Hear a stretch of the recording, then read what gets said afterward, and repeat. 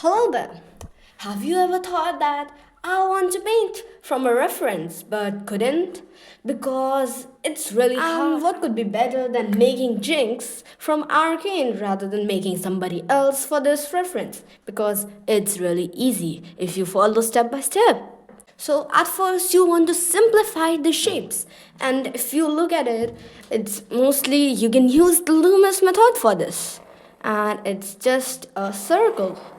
Just every face begins with a circle, so it is this one. And then you have to see where the chin goes. Maybe it goes like this. And to say, Jinx has a really sharp chin, so it will be around here. But I'm making her facing down like this. You can add lines for that. And I'm making her look down for this. Alright, and then we will first mark out where the things will be.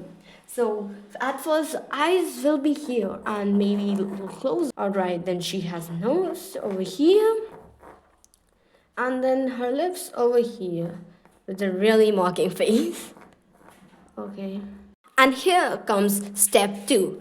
Make it more detailed and define the shape. And these geometric shapes actually make Arcane an interesting piece, that an interesting portrait to study. And you should also try a character from Arcane to paint if you are new to portrait painting or portrait drawing. And drawing from reference could be hard. You have to take some measurements. But I'm thankful that this is not a real life painting and it's just an animated thing. And then I did all the shadows so that when I'm painting with the gouache, then I know where the darker areas are. Because looking at the reference, it's hard to tell where the shadows will be even if they are just so clear. Sharp shadows are really different from that. And oh, I almost forgot to make the braid. This painting of Jinx really made me feel free from what I'm drawing.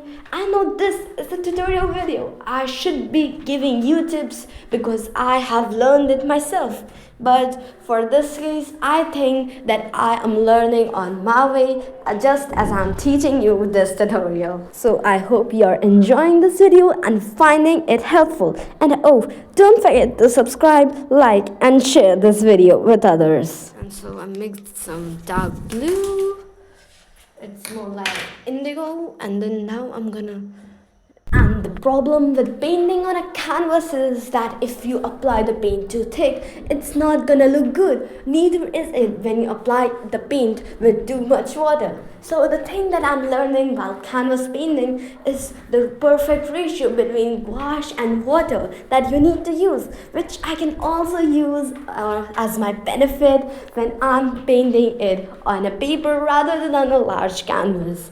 And after all the shadows and all the details, this portrait finally came together, and I hope you enjoyed this video and found it helpful. And see you in the next video.